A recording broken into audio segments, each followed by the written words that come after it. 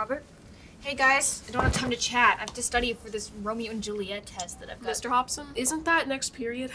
Actually, that's more like 10 minutes.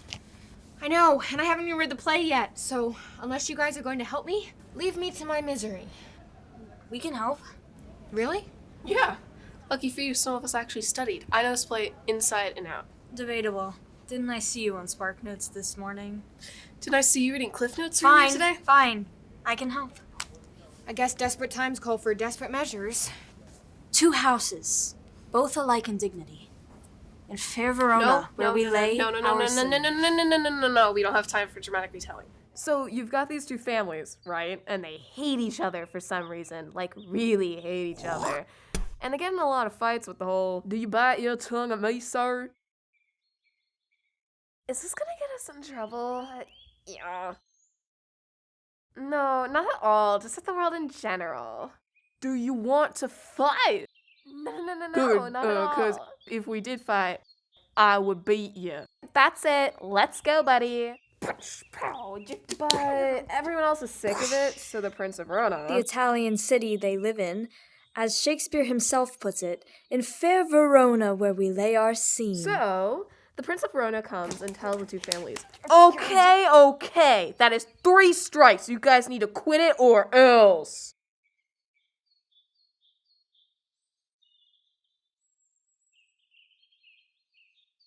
However, the head of House Capulet is having a party. Romeo of House Montague and his companions Benfolio and Mercutio catch wind of this and decide to crash the party. Romeo's all heartsick over some girl, so his pals want to find him someone else to pine over, so they get to this party and BAM! Romeo sees Juliet. Daughter of Lord Capulet, 13 years old. How old is Romeo, you might ask? Somewhere within the late teens to early 20s. Also, Juliet's high-strung cousin Tybalt is there.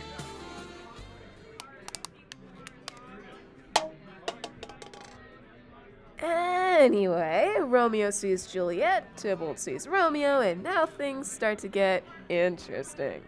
See, Tybalt isn't allowed to fight Romeo since they're still in trouble from before.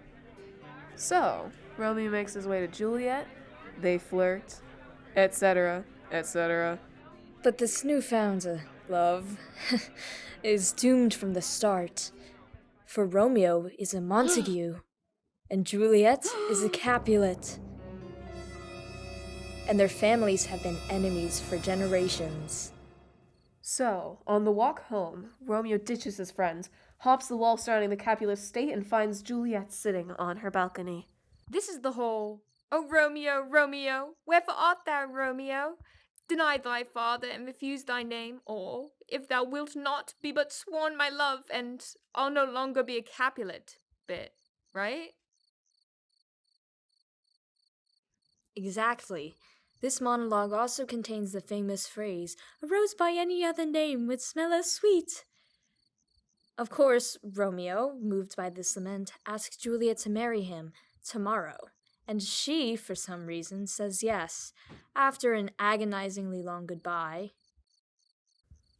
It's so long. Just... I have to go. Goodbye. Goodbye, goodbye. Goodbye, goodbye.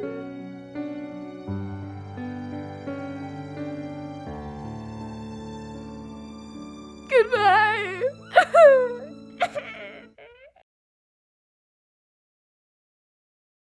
So?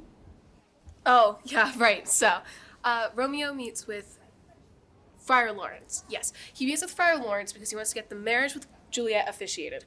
Then Juliet's nurse decides to meet with Romeo, and then is harassed by Mercutio. Anyway, Romeo and Juliet get married. Not really. They want to keep it a secret until they can break the news to their families. So when Tybalt confronts Romeo and his posse, Romeo can't explain his aversion to violence. Be a man and fight me, loser. Please calm down. We don't need to fight. Says you. On God.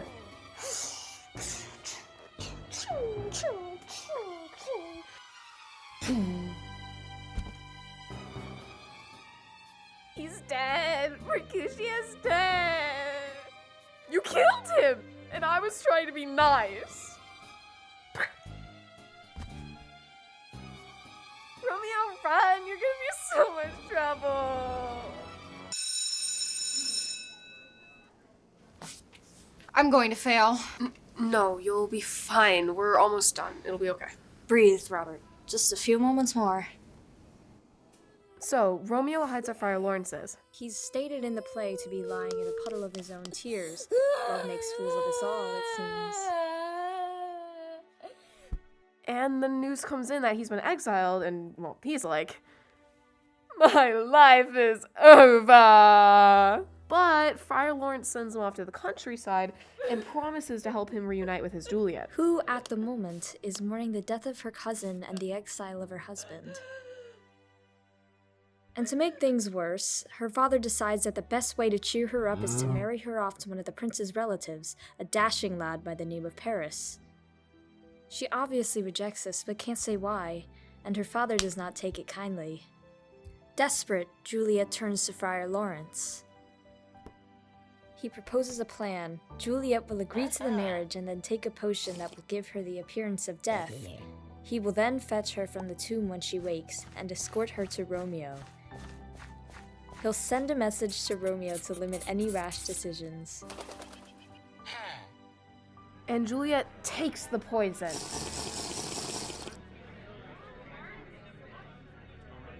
Everyone thinks she's dead. And she gets carried off to the family crypt. Because we've all got those. Everyone thinks she's dead. The friar's message never reaches Romeo and he returns in a fit of grief. He acquires a fatal poison from a struggling apothecary, intending to break into the crypt and see Juliet's beauty one last time. Of course, Paris has come to see her off as well, and thinks Romeo has some nefarious purposes with her corpse. So they fight, Paris dies, and Romeo goes to Juliet. Farewell, cruel world!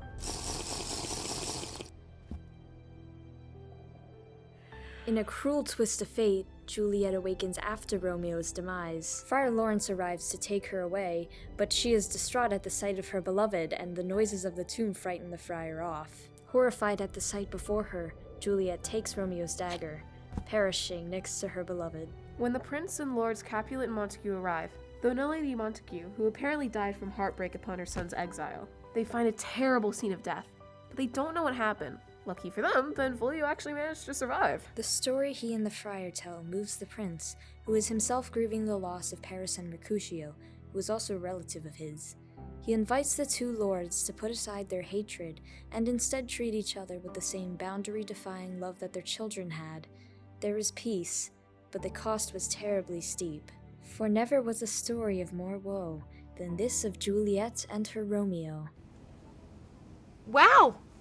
Yeah, I can see why this is a tragedy now. Indeed, many seem to think it's a touching story of forbidden love. But in reality, it's the exact opposite. So, do you feel ready? Actually, I do. At least enough to pass. That's great.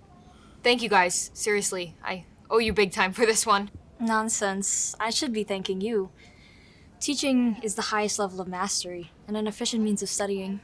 So, shall we? Here goes.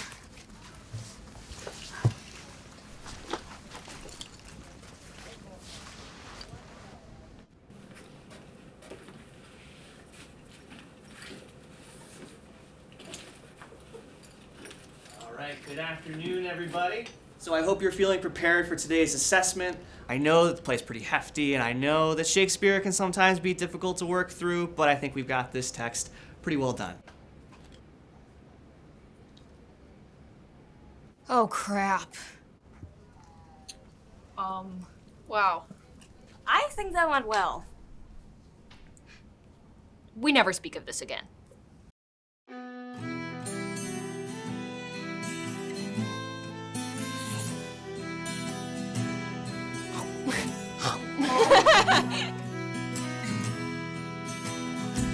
Good.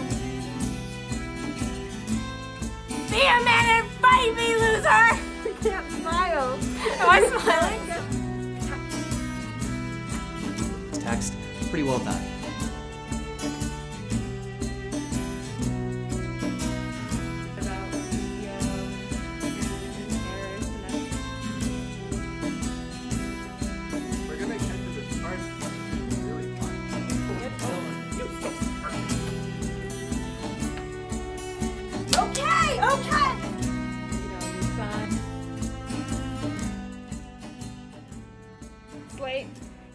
6, Batman, take 3. Okay. Love makes fools of us all, it seems. And then And then Go ahead. Go ahead, throw it. Go, throw it. It's good.